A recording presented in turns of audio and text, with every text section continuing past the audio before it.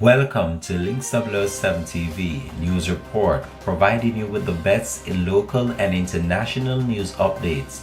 This is a place where you can get the most reliable and informative news information.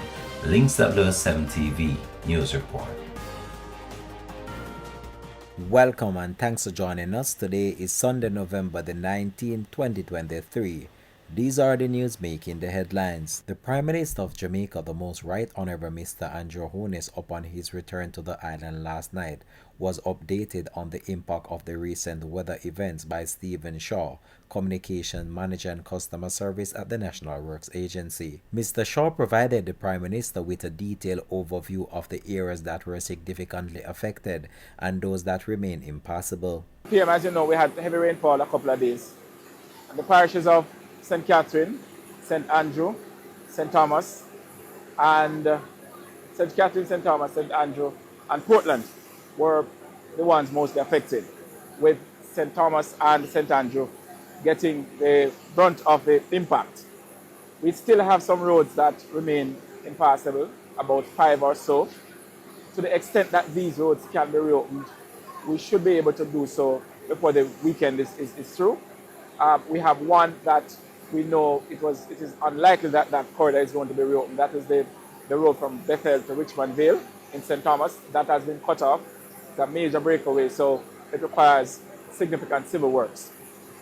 We have a couple of roads in St. Andrew that remain impassable, to include that from Silver Hill Gap to Guava Ridge and the Skyline Drive.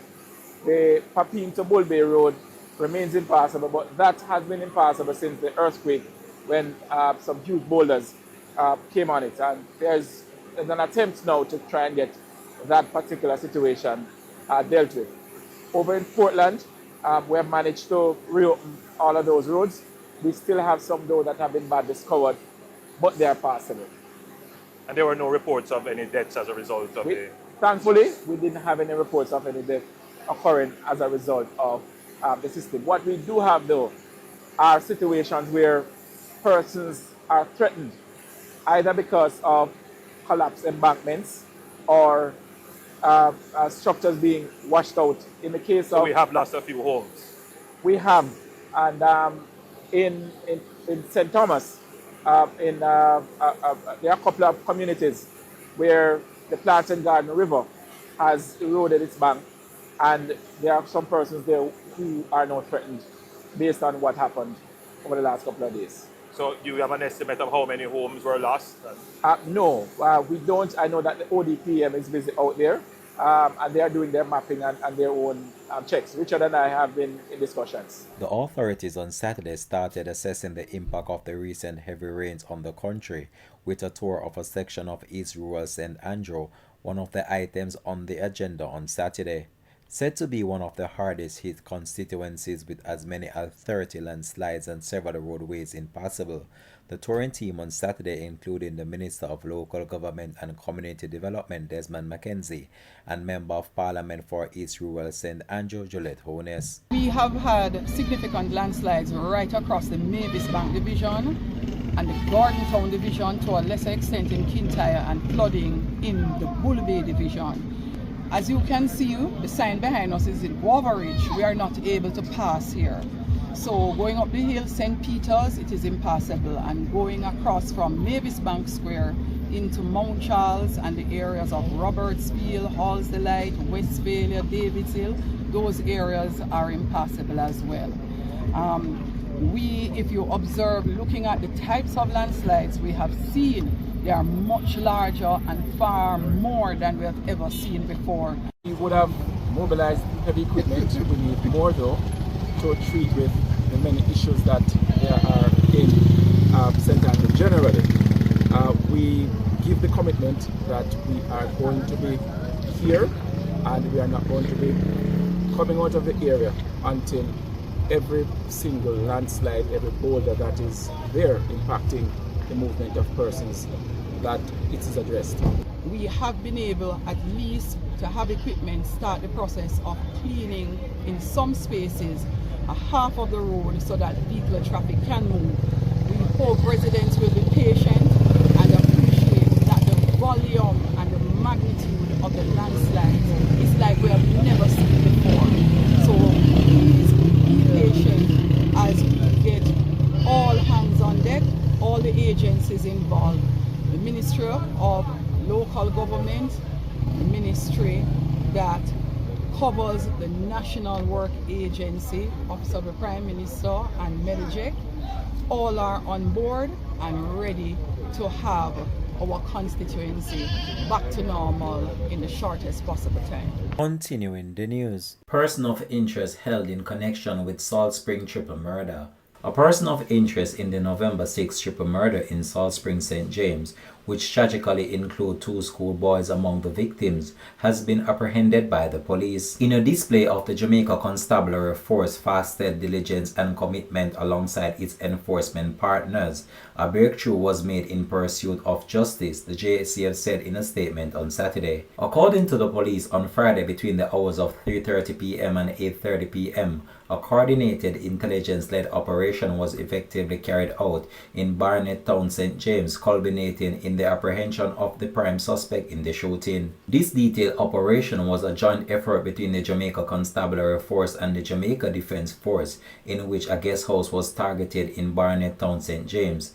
The joint security forces swiftly entered the premises conducting an apprehensive search. The person of interest was found and detained. He is currently in custody, contributing to an ongoing investigation, the police said.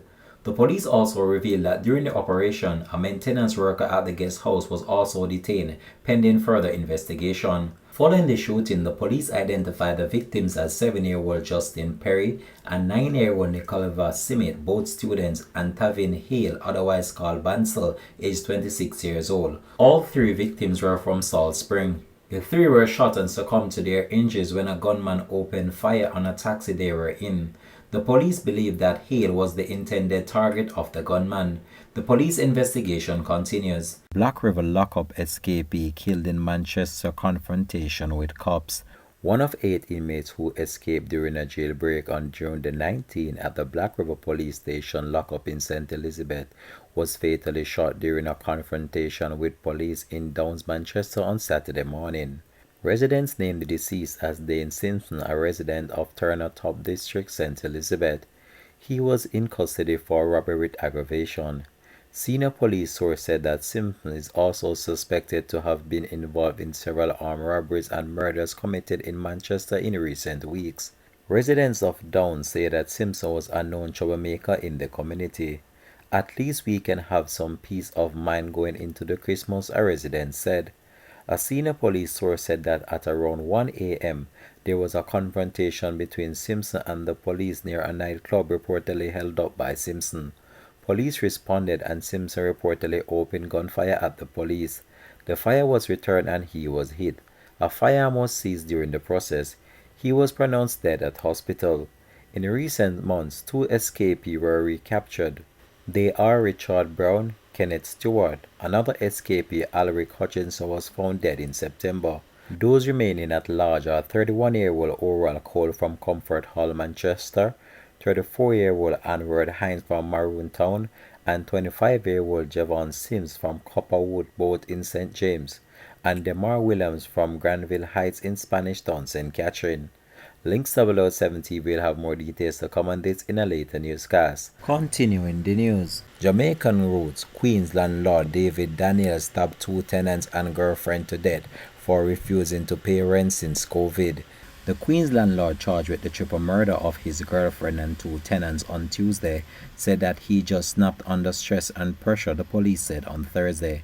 In a statement to Queens Police, David Daniel, aged 54 years old, who is said to have Jamaican roots, was arraigned on Wednesday on 3 counts of first-degree murder and second-degree murder, as well as the possession of a criminal weapon. The 3 victims have been identified as Yvette Swaney, age 55, Thomas Wayne, age 57, and Caesar Fields, who is said to be his girlfriend. Police investigators theorized that the 3 were killed as a result of a long-running dispute over non-payment of rent, which the girlfriend was supposed to be paying as well. Daniel told police he snapped after allegedly being mocked by his girlfriend over his inability to do anything about the rent, which the other two tenants had reportedly not paid since the onset of the COVID pandemic in 2020. The prosecutors in Daniel's arraignment said that they will be seeking life imprisonment without parole. In the meantime, David Daniel is scheduled to return to court in the coming week. Earlier this morning, a 54-year-old male walked into the 113th precinct stating to uniformed police officers that he was having issues with his tenants. The officer inquired further, and the male stated that he did something bad. The recounts of the events that David Daniel gave to police was not the news they were looking forward to when he walked through those doors. Upon arrival, the responding officers found two individuals, one adult male, one adult female, in the basement bedroom, unconscious and unresponsive. The officers rendered aid and called for EMS. The officers then went through the remainder of the house looking for additional victims and found an adult female upstairs in the upstairs bedroom, also unconscious and unresponsive. Residents in the area described David Daniel as a quiet person. In international news, two 12-year-old boys charged with murder of a 19-year-old in England. Two 12-year-old boys have been arrested on suspicion of murder after a 19-year-old man was stabbed to death in Wolverhampton on Monday, West Midland police have said. Sean Caesar Hyde died after being stabbed shortly after 8:30 p.m. on Monday in an open field near a primary school in the east of the city. The police said that two 12-year-old boys had been arrested on Tuesday night from their home addresses on suspicion of murder and remain in custody. Detective Chief Inspector Dave Saunders from the Force Homicide Team said that our thoughts remain with Sean's family, who have been fully updated with the latest development. Our investigation is moving at pace, and we continue to encourage everyone with information to contact us. West Midland Police said that the victim's family is being supported by specialist officers and that they have increased dedicated patrols in the area. It is reported that emergency services were called to an open lawn of Lamburnham Road in Wolverhampton shortly after 8:30 p.m. on Monday, but despite the effort of the paramedics, Caesar Hyde died at the scene. West Midland Ambulance Service said that it was called to the scene at around 8:41 p.m. and sent a number of vehicles, the first of which arrived within 3 minutes after the call. Pat McFadden, the MP for Wolverhampton South East, said that the incident was devastating and her thoughts are with the victim's family and friends. Links 007 TV will continue to track this story and have more details to come in the later newscast. Thanks for watching.